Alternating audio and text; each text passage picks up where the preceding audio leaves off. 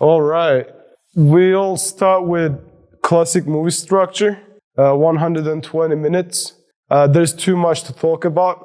I will draw you a bigger picture of the movies, and then I'll get into smaller details as I go on.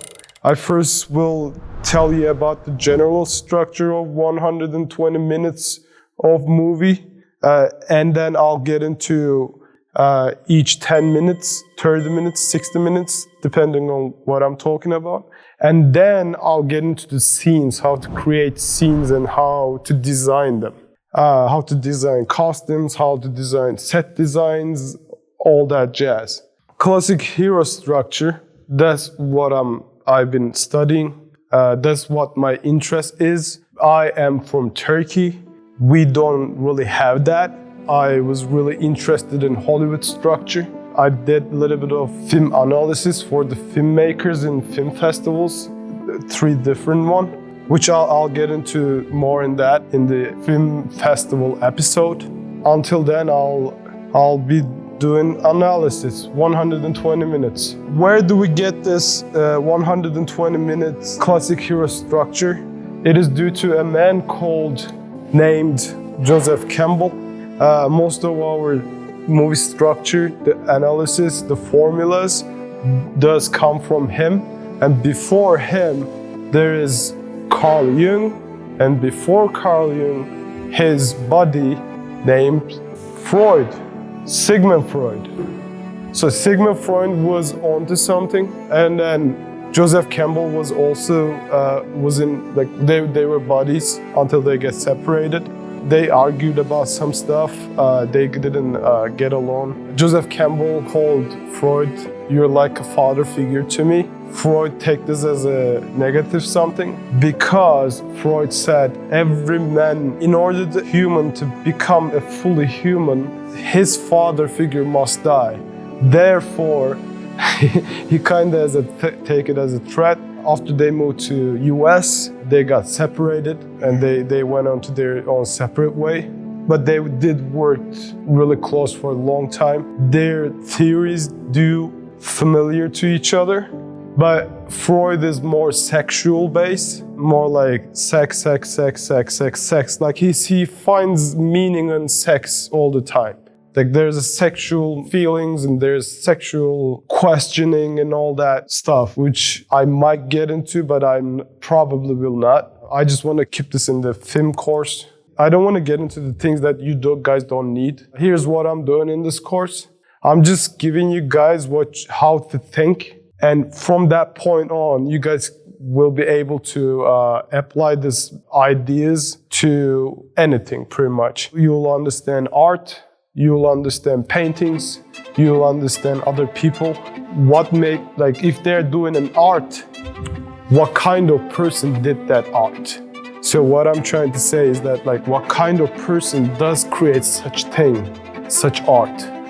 Through looking their art, you can actually see the person who did it, which I will get into that's for sure. But I'll try to keep it as much as major points as possible and as much as basically what you will need rather than what you won't need. The things that they don't tell you in school, the things that it will help you to create this movie structure, these characters and these interesting movies and shows and stuff. Back to Joseph Campbell.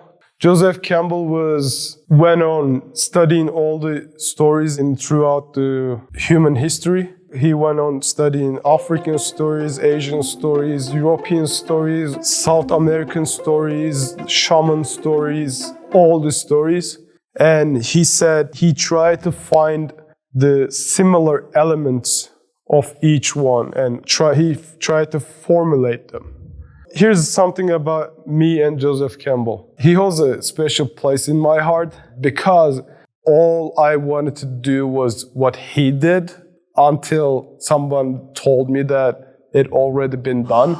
So that's why he holds a special place in my heart. I wanted to analyze stories and I wanted to see what makes them thick and why do they pass on throughout the generations. That's what I wanted to do. But I went to college And they said it's already been done. So here we are. I'm lecturing about him. My past life.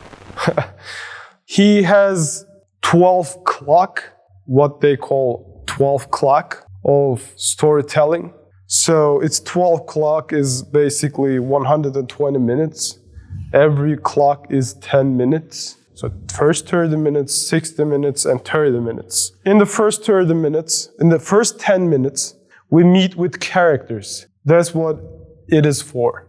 We get a general idea of who is who, and then we go on seeing their regular lives.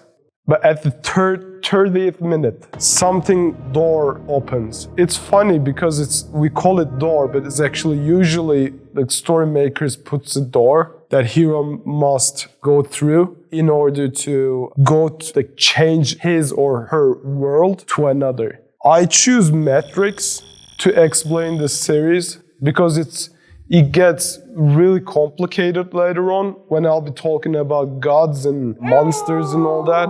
Metrics I find it makes things simpler to understand for people who actually not into those, how to apply an idea to a being. I'll be giving you examples from the movie. So at the 30th minute, the hero must make a choice.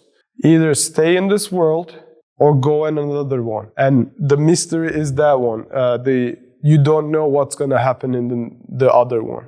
So 30th minute passes on. The hero chooses to leave the house. In this 30th minute, we also see what's wrong with the world, what hero sees, what is wrong with the world, and what he makes to make a difference.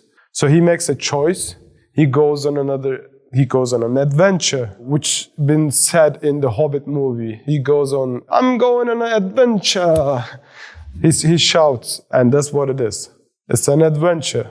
Next 60 minutes, and mostly rest of it, he or she wins. He realizes he or she has some kind of special thing that can be applied to this world. Hero realizes that he or she has a power, something special about him or her. And it works in this new world. That's what it is. Which also implies to he or she is a chosen one.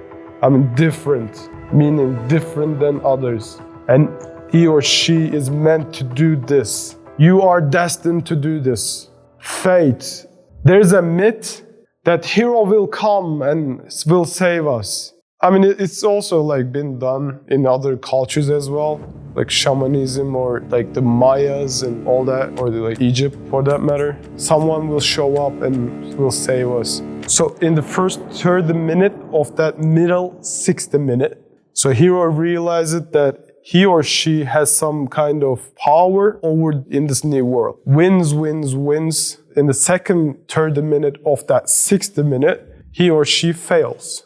Does everything he or she could, but fails. So we're in the 90th minute right now. Hero must change, needs to upgrade. Needs to upgrade in either mentally or needs a sword, upgraded sword. Usually needs to embrace himself, him or herself, and accepts the reality. Let's say the martial art movies.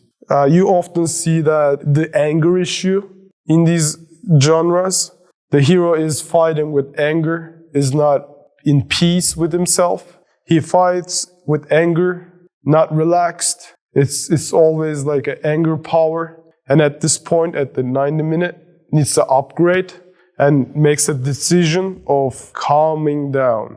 And calms himself down, gives up on anger, becomes a master, becomes like his master. At this point, he gets an upgrade, mental upgrade, and then faces his fear again. These genres is usually the bad guy again, because bad guy has something about him. So he faces the bad guy again, wins, big fight, wins, and then go back to his home. Here's the deal. If it's your first movie, you guys don't need to do more than this. You can just win and go home, like leave the movie there.